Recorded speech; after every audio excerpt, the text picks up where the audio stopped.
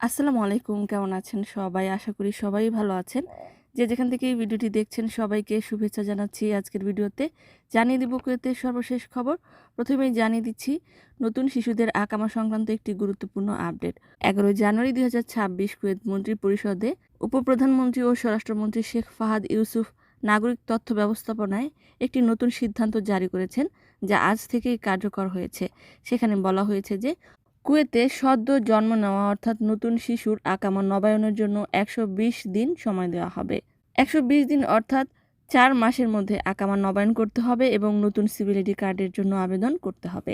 জানিয়ে দিচ্ছি bank loan সম্পর্কিত একটি গুরুত্বপূর্ণ আপডেট। কুয়েতের কেন্দ্রীয় ব্যাংকের নির্দেশনায় ব্যাংক কর্তৃপক্ষ কুয়েতে বসবাসরত নাগরিক এবং প্রবাসীদেরকে ব্যাংক থেকে লোন নেওয়ার ক্ষেত্রে ঋণ নীতি আরও নমনীয় করেছে।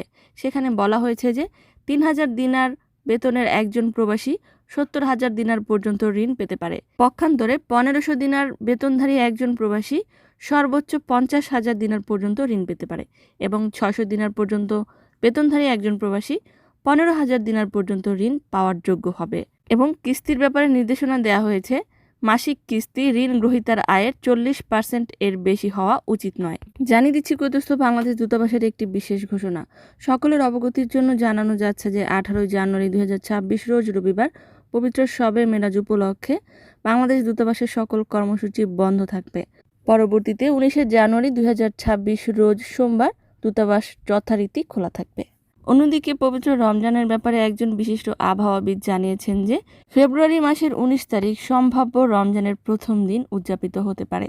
অপরদিকে আসন্ন রমজান মাসে নিত্য প্রয়োজনীয় দ্রব্য মূল্যের ঊর্ধ্বগতি রোধ করতে শিল্প ও বাণিজ্য মন্ত্রণালয় কুয়েতে অবস্থিত মার্কেট, সুপারমার্কেট এবং বিভিন্ন ধরনের মুদি দোকানগুলোতে নিয়মিত অভিযান পরিচালনা করে যাচ্ছেন। কুয়েতের সর্বশেষ কারেন্সি হলো কুয়েতি 1 দিনারে বাংলাদেশি 399 টাকা।